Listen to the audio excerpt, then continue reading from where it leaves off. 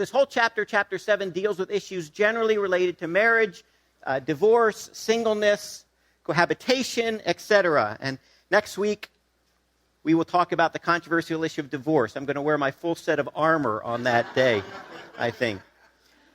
Okay, let's read together. We're only going to do the first 9 verses. And if you have a Bible, I'll have you look at it, because the first few verses are difficult to translate. And they're translated in significantly different ways in different versions. So we'll read from the NIV. This is the 2011 NIV, the revision. If you have the 1984, it will look a little different. So we'll read this and then we'll look at some of those differences.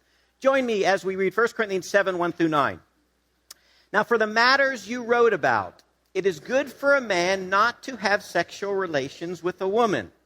But since sexual immorality is occurring, every man should have sexual relations with his own wife, and every woman with her own husband. The husband should fulfill his marital duty to his wife, and likewise the wife to her husband. The wife does not have authority over her own body, but yields it to her husband. In the same way, the husband does not have authority over his own body, but yields it to his wife. Do not deprive each other, except perhaps by mutual consent and for a time, so that you may devote yourselves to prayer. Then come together again, so that Satan will not tempt you because of your lack of self-control. I say this as a concession, not as a command. I wish that all of you were as I am, but each of you has your own gift from God. One has this gift, another has that. Now to the unmarried and the widows I say, it is good for them to stay unmarried, as I do. But if they cannot control themselves, they should marry. For it is better to marry than to burn with passion. Okay, got a little taste of it there. Paul begins by quoting what is almost certainly a Corinthian slogan. And some of your Bibles may have it in quotes and some may not. That's an interpretive decision there. But in the NIV, it says the quote is, "It is good for a man not to have sexual relations with a woman." Now, we talked last week about Corinthian slogans. Remember, we looked at the one that says, "All things are permissible for me," or "I can do anything I want," or "All things are lawful for me." And these slogans were slogans the Corinthians were using to justify their theological perspective. For last week, if you remember, they were taking Paul's doctrine of free grace, that we're saved by grace alone, and they were saying, well, then we can do anything we want. We can just live it up. Remember, food for the body for food, but God's going to destroy them both. Or sex for the body for sex, God's going to destroy them both. These are Corinthian slogans that they were considered to be theologically valid, and they were justifying their behavior based on these slogans. Now, normally what Paul does is he partially agrees. The slogan is half true, but half wrong. And so he quotes the slogan, then he clarifies it. Now, the translation of this slogan is quite tricky. So let me show you what it says. It says, this is basically a literal Greek translation in the New American Standard. It says, "It is good for a man not to touch a woman." That's literally what the Greek says. It's good for a man not to touch a woman. That 1984 NIV said this, if you have that in front of you, the older NIV, it says, "It's good for a man not to marry." But the 2011 says, we just read it together, "It's good for a man not to have sexual relations with a woman." Now, why do they translate it that way? This is a translation decision. Why do they translate it that way? Well, this is a euphemism in Greek. To say touch a woman is a euphemism used, and we find it commonly in Greek. Now, what's a euphemism? A euphemism is where there's something that's maybe disgusting or too personal, so you don't want to say it explicitly. So you say something nice instead. And we use euphemisms all the time. We say, he's going to the bathroom. He's not going to take a bath in there, right? And we don't want to describe what he's actually, or he or she's actually doing in there, so we say he's going to the bathroom. We have all kinds of euphemisms for sexual relations, right? We say he's sleeping with her, right? But we're not talking about restful slumber in that case. That's a euphemism. And this is one area where we definitely use euphemisms. And in Greek, they use euphemisms. So a euphemism to touch a woman means to have sexual relations with a woman. Now that's essentially what the NIV 1984 said, but in fact it's not quite that. It's not just about marriage here. Because they were not saying you should get divorced. Most were not saying they should get divorced. They were saying you should not have sexual relations. because sexual relations defile you. Now, we've talked about this before. They had a Greek worldview. Remember this? The Greek worldview is that the material world is evil or bad, and the spirit world is good. And some people were taking that and were justifying their sexual behavior. That's what we saw last week. Right? They were saying, I can do anything. I can do anything I want sexually because the body has no connection to the spirit. That's one way. Licentiousness or libertarianism, doing whatever you want, is one way to respond to that dualism. The other way to respond to that dualism is to say self-denial is the only way. You want to reject anything that gives pleasure because that's part of this evil material world. So some of the Corinthians were saying it is defiling to have sexual relations. Not just extramarital sexual relations, but all sexual relations. So that's what the slogan says now, and that's really what the euphemism means. It's good for a man not to have sexual relations with a woman. In other words, it's good to remain celibate. Some of the Corinthians were saying that. And what was happening? Well, some Corinthians were staying single for that reason, right? It's a higher spiritual state to stay single. You are up here with God if you're single. You're down here if you're married. So some were just staying single. Others evidently were divorcing, especially their unbelieving spouses. Paul's going to turn to that in the very next passage. He's going to talk about whether you should divorce your unbelieving spouse when you become a believer, for example. Still others, however, were already married and they were simply denying their partner sexual relations.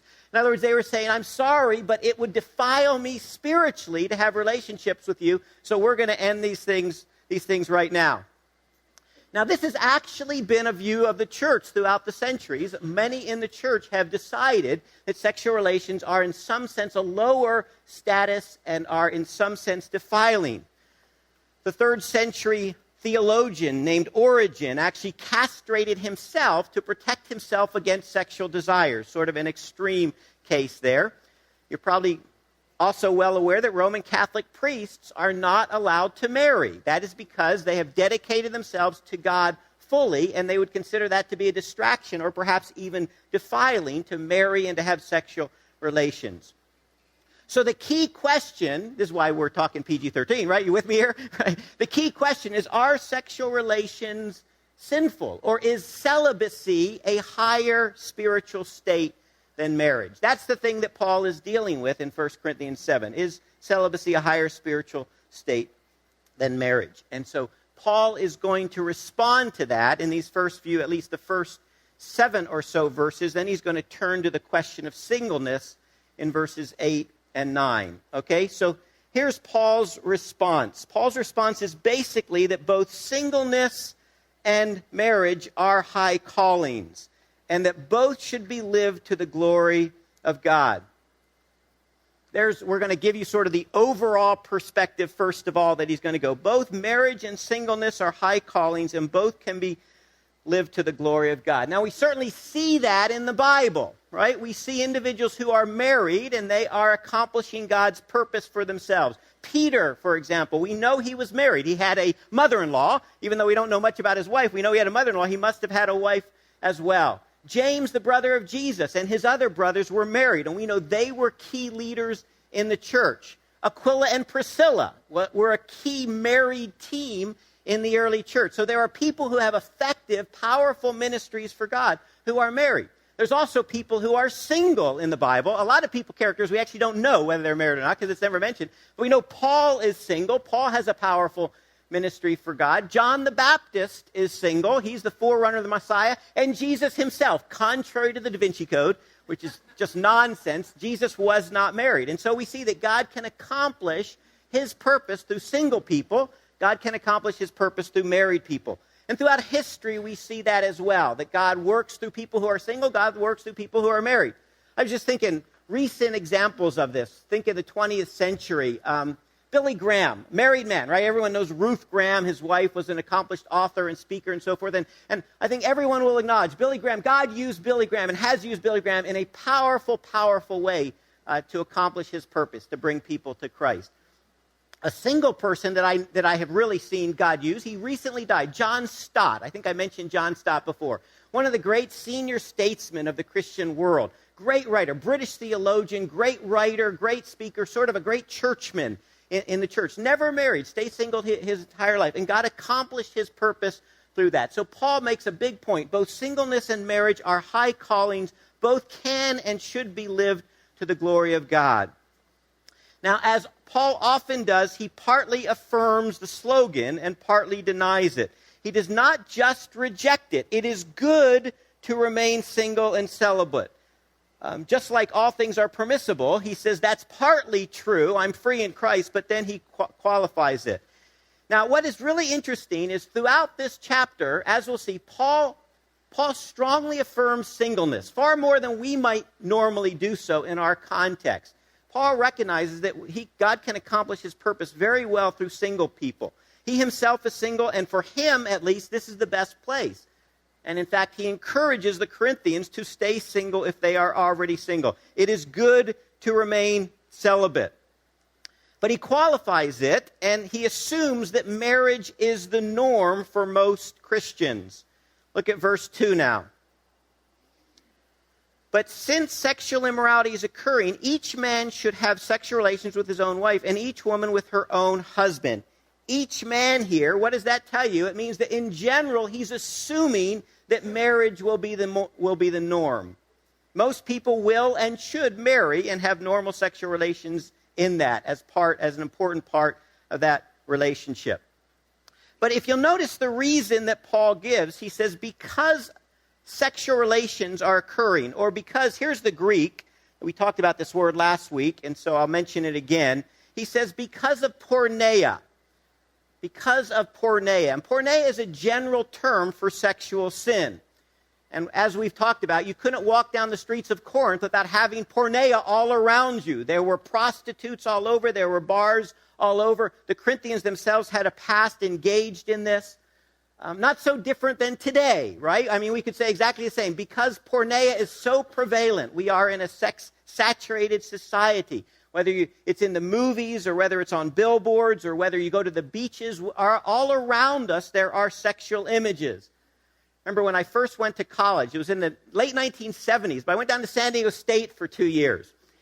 And as in the spring, as the weather is warming up, it's a very dangerous place to be young, to be a young guy in particular. I would go to class, it was like, just get to class. Because the clothing gets much more skimpy as the spring turns into summer. And Paul says because there are sexual images all around us, because of this strong temptation, it's good to be married. Each man should have his wife and each woman her husband.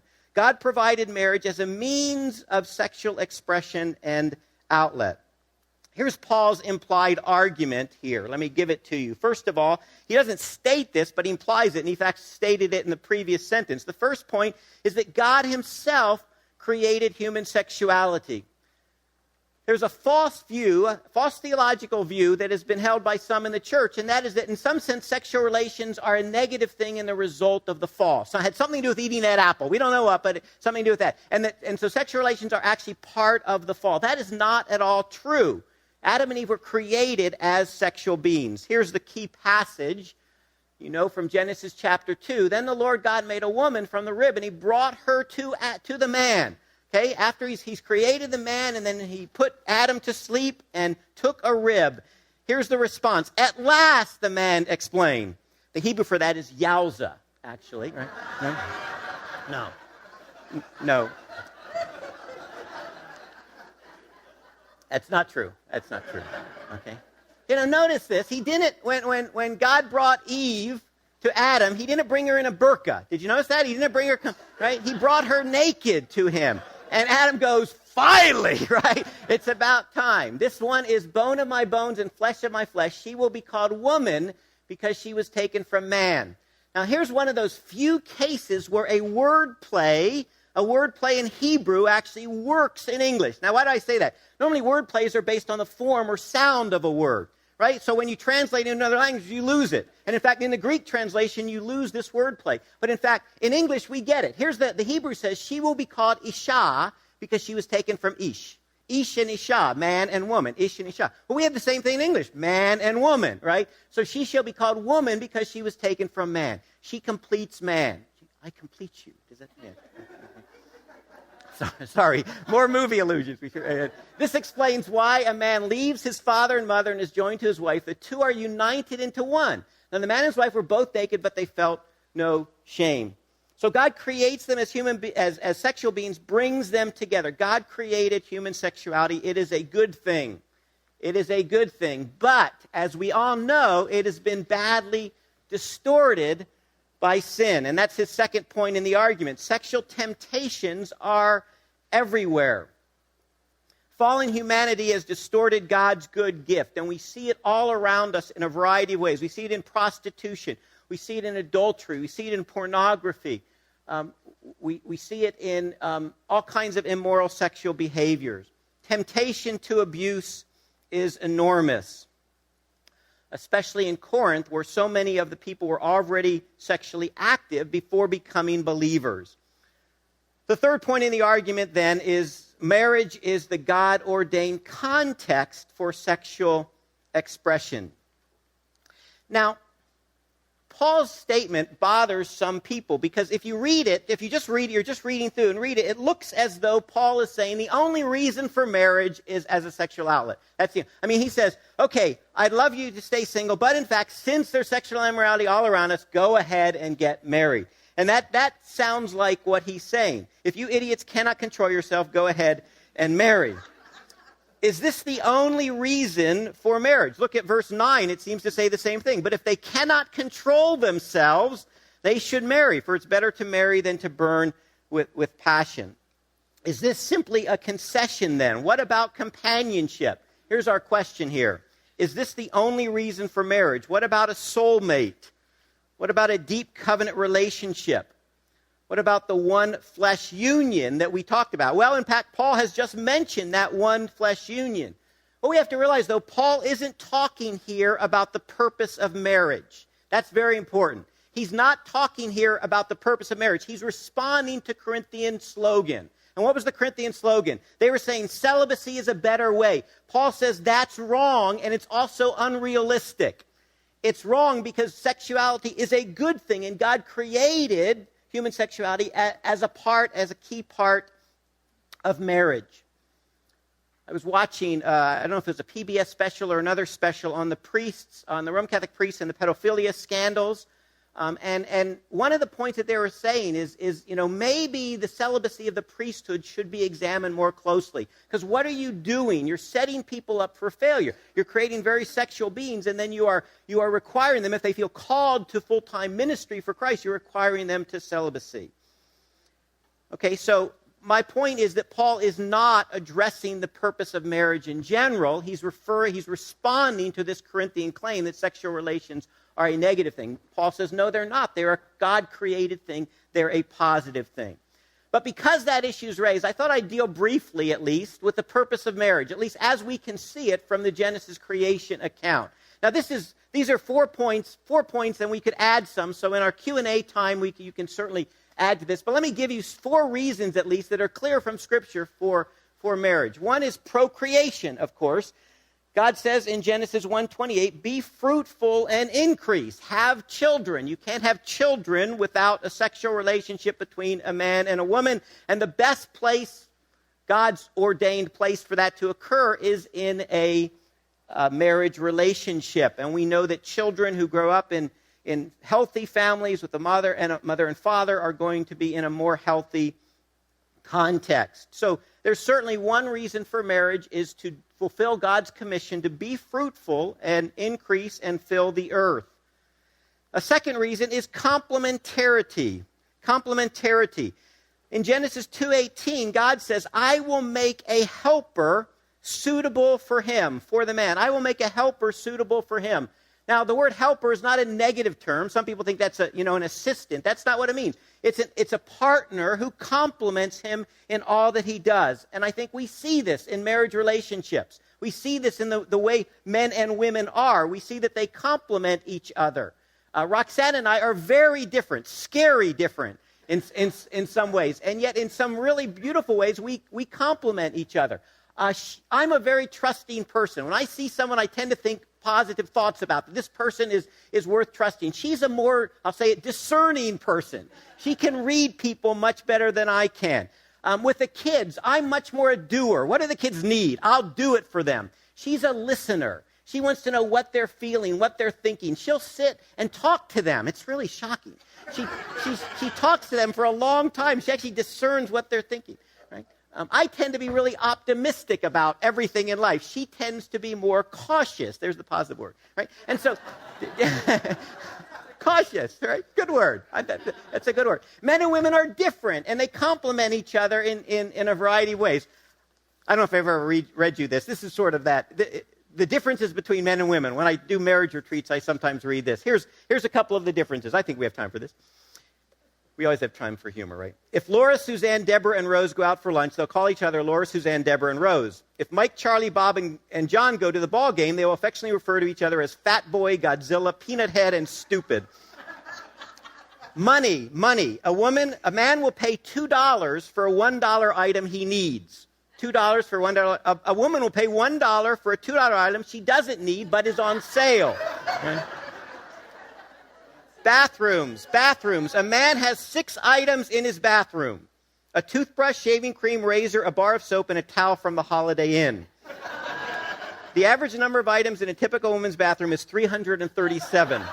A man would not be able to identify most of these items. Arguments. A woman has the last word in any argument.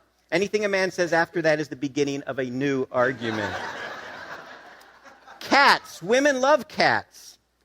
Women love cats. Men say they love cats, but when women aren't looking, men kick cats. Here's a really profound one. Marriage. A woman marries a man expecting he will change, but he doesn't. A man marries a woman expecting she won't change, but she does. Dressing up. A woman will dress up to go shopping, water the plants, empty the garbage, answer the phone, read a book, and get the mail. A man will dress up for weddings and funerals. Right? And my favorite of all, offspring. Children. A woman knows all about her children. She knows about dentist appointments and romances, best friends, favorite foods, secret fears, hopes, and dreams. A man is vaguely aware of some short people living in the home. Right? Okay, so complementarity, right? One of the reasons for marriage is because we need each other. A third one, of course, is companionship. Adam is alone, and this is what God says. It is not good for a man to be alone. Genesis 2:18. Now, of course, those who are single need relationships. Relationships are essential for human development. And finally, of course, the one we've been talking about, that is intimacy. Genesis 2:24 says the two shall become one flesh. Now, Paul doesn't mention all of these. You can discern them in his other writings, but he's not talking about that. He's responding to this Corinthian slogan. So Paul turns to sexual responsibilities next in marriage. So you can turn your pages over to sexual responsibilities in marriage. Look at verse 3. The husband should fulfill his marital duty to his wife, and likewise the wife to her husband. Now remember the situation in Corinth. Some were claiming that spirituality, that celibacy was a higher state of spirituality. And so what was happening were some of the partners were denying the other sexual relations in order to be spiritually more mature. It's a better excuse than a headache. You can say, I want to get closer to God, and so we're not going to have sexual relations. You can take it up with God. It's his problem, not ours, right? So Paul, however, insists otherwise. He calls for regular and mutually giving sexual relations. He turns specifically to the husband and the wife. Look at the wife, first of all. Verse 4, the wife does not have authority over her own body, but yields it to her husband. Now, we talked about this last week. This is a radically countercultural idea in our culture. Not in that culture, but in our culture, right? We talk about my body, myself. This is my body, hands off. It's not yours. I can do with it what I want. Paul has just said, though, last week, chapter 6, 19 and 20, your body is not yours. Whose is it? It's Christ. It's God's, right? You've been bought with a price. And so as believers, we exist to serve God. We also exist to serve one another. So Paul says to the wives, he says, your body is not yours. It's your husband's. Now that's shocking, isn't it? Now practically, what does that mean? As a married man, I think it partly means you don't use sex as a weapon. You don't use it to control the other person. You don't use it when you're angry with them to deny them, to hurt them. So the wife's body is for the pleasure of her husband. It doesn't mean doing anything he wants or doing things that make you uncomfortable. Okay, that's our PG-13 edge right there, right? Now, this command would be no surprise to the Corinthians whatsoever, right? Because we've talked about this before. In the first century Greco-Roman world, basically women were viewed as the possession of their husbands, possession of their fathers until they were married, then they were possessions of their husbands. To say the wife's body is not hers, it's her husband's. At this point, the whole congregation in Corinth, all the men, said amen, right? Absolutely. The woman's body is for the husband, not for herself. But then Paul says something that would have left everyone in the congregation absolutely speechless because it is so radical. It is so revolutionary. Second half of verse 4. In the same way, the husband does not have authority over his own body, but yields it to his wife. Your body, he says to the husband, is not yours. It is your wife's. And at that point, there would be stony silence probably in the congregation because that's a shocking idea. That there is this complete mutuality in the sexual relationship. Now, again, what does that mean? If what it meant for the wife is not to use sex as a weapon, for a husband it means men's tendency is to please themselves in this area of life. Paul says, no, you're not to please yourself. You're to seek to first and foremost to please your wife. Should ask what pleases her most. Okay, Paul then will move on quickly from there. Paul then deals with an exception. There is one exception, and that is that there is a time there's a time to abstain from sexual relations. Look at verse 5. Do not deprive each other. So he's just said your body is not your own, it's for the other person. Do not deprive each other, except perhaps by mutual consent and for a time, so that you may devote yourselves to prayer. Then come together again so that Satan will not tempt you because of your lack of self-control. All right, so there is a time and a place for abstention, but Paul says it's for spiritual reasons. Okay, and he gives 4 qualifications. Let me just list those qualifications for you. First of all, he says by mutual consent. Both husbands and wives need to agree on this. If both are seeking the best for the other, it should not be a difficult decision, right? Because they're trying to encourage and help the other person. The best thing we can do for our spouses is to help them to be all that God has called them to be. All right? It needs to be worked out mutually. Secondly, it is for a period of time, Paul says, by mutual consent and for a time. This is not an excuse, as the Corinthians were using it as. The Corinthians were using it as a denial completely of sexual relations. Paul considers it dangerous to give up sexual relations for too long, especially in that cultural context. See what he says at the end of that verse? Come together again so that Satan will not tempt you because of your lack of self-control. In that sex-saturated society, it was dangerous to give it up for too long. Third, the purpose is for devotional or spiritual reasons. He says, by mutual consent, so that you may devote yourselves for prayer. Abstinence is a good thing. Self-denial is a good thing. Now, we don't like that too much in the West, but fasting is a great parallel to this. Fasting is a good thing. Denying bodily pleasures in certain areas to focus particularly on Christ, to give special time to devotion is a good thing. The purpose, though, for this is not to avoid your spouse, right? If that's the purpose that you're giving this up, you need counseling. You don't need fasting, right? You don't need self-denial. Finally, Paul says this is not a legalistic command. In verse 6, he adds, I say this as a concession, not as a command. In other words, this is not something you have to do, but it's something that's a good thing to do now and then. Like fasting, it's not something that earns heaven or that earns merit from God. It's a means to grow spiritually. Okay, Paul has been talking about relationships within marriage. Now he turns for a few verses to singleness. He's going to cover this topic in great detail later on. But the question is, should Christians marry at all? Some were saying, well, if this is the way it is, maybe they should not marry at all. Verse 7, Paul says, I wish that all of you were as I am.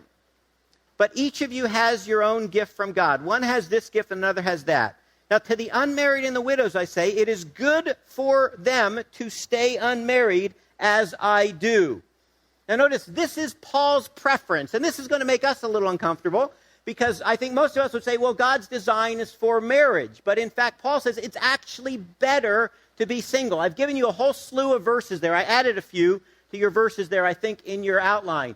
Verse 1, he says that. It is good for a man not to have sexual relations. Verse 7, he says that. Verse 8, he says that. Verses 26 to 28, he talks about the benefits of singleness. Verses 32 to 34, he talks again about the benefits of the singleness. Why is singleness beneficial? Well, let me give you some reasons. Here's some reasons that he himself mentions.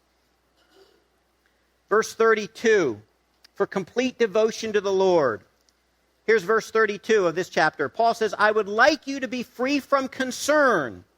An unmarried man is concerned about the Lord's affairs, how he can please the Lord. But a married man is concerned about the affairs of this world, how he can please his wife. And his interests are divided. An unmarried woman or virgin is concerned about the Lord's affair. Her aim is to be devoted to the Lord in both body and spirit. But a married woman is concerned about the affairs of this world, how she can please her husband. And this is certainly true. When I was single involved in college ministry, and just to be able to focus entirely. If I was out with the guys and was doing some discipleship, we could just go till midnight. We could go all night, and it wasn't a big deal. When I got married, I had responsibilities. When I had children, I had even more responsibilities. Remember, one of the greatest mistakes I ever made was in 1997. There was a trip to Israel planned. I wasn't a part of this trip, but suddenly someone had to pull out of that trip, and they asked me if I would help lead the trip, 1997. So I said, oh, yeah, that would be fine. And I said, Roxanne, it's okay. And she goes, And I said, great, thank you very much. I appreciate it. And I went to Israel, and what I didn't really think about is we had a child at 4 years old, a child 2 years old, and she was pregnant with Luke, our third, right? And I was gone for 17 days in Israel. And I'm just thinking, and I had trouble calling her because it was before many cell phones. And I'm still paying for this one, right? I still regret that decision. I wasn't thinking about it. But if I was single, I just made a decision as though I was single. This is the way we make decisions when we're single. Whatever can serve the Lord, that's great. Whatever, is enjoyable, that's great. And serves the Lord as well. That's great, right? A big mistake. Paul is able to travel. He's able to make decisions. He doesn't have to think about the concerns of a wife or children. Related to that, Paul talks about the extra responsibilities of marriage. Verse 28. Again, but those who marry will face many troubles in this life. I want to spare you this. Okay, now careful here. Verse 28, but those who marry will face many troubles in life, and I want to spare you. He's not saying marriage is the cause of trouble. That's another issue, right, that also needs counseling. What he's saying is we face challenges in life. If you are married, those challenges are going to be more difficult to handle. Here's just an example of this. When I travel, I like sort of the adventurous spirit, so I use Priceline a lot, especially the name your own price. Do you ever do this? Do you know what I mean? You name your own price, but you can't choose your hotel. And occasionally I'll think, oh, there's a nice cheap one, or I'll give a really lowball price, and I get some dives. I've been in a few dives. At one point, I'm driving along looking for this hotel. I can't find the hotel, so I stop in a McDonald's. I walk in, and this guy looks at me, and he goes, you should not be in this neighborhood. That's what he said. It's like, he said, you need to get out of here, right? No, my hotel is right, Now, if I had a wife and children with me at the time, that would not be a good thing, right? There are lots of challenges and potential trials in that situation. So Paul says added pressures, as soon as you marry and have children, there are lots of added stress. There's lots of added pressures. Third, because, and this is the most difficult one, and we don't really know what it means. It says, because of the present crisis. Verse 26, because of the present crisis, I think it is good for a man to remain as he is. Now, we don't know what the present crisis is. This is one of the problems we've seen when reading these letters. We're hearing one side of the conversation. Some people think it's a famine. There was a famine near about this time in Corinth, and Paul's saying there's lots of challenges we're facing, and so because of this, it would probably be better to stay single for now. Some think it's referring to the end, Christ returning, the tribulation period and the time at the end. We know that Paul, at least early in his ministry, felt like Christ would probably return before he died. And verse 29 might suggest this. What I mean, brothers and sisters, is that the time is short. Is he saying that the time before Christ's return is short. So we don't know. My response is we don't know for sure what he's talking about with reference to the present crisis. Whatever is the crisis, it's clear that Paul has a very positive view of singleness, something we don't often have in the church. And I want to talk about that in the end as we get through here. Paul also mentions the goodness of marriage, but again, he's mentioning it in the context of this dispute. In verse 9, but if they cannot control themselves, they should marry, for it's better to marry than to burn with passion. Again, God gave you this sexual drive, and he wants it to be fulfilled in the context of marriage. Because of sexual pressure, especially in this context, you should marry. Paul does not address those who want to be married but have not found a suitable partner at this point. Okay, let me give you a takeaway. I want to leave plenty of time for Q&A and questions, and then I'm going to raise some questions for you in a minute. Since Paul turns to singleness here, I'm going to raise some questions related to that. But here's our takeaway. It's pretty obvious at this point. Both singleness and marriage are gifts from God to be celebrated. They are to be practiced for the good of others and to the glory of God.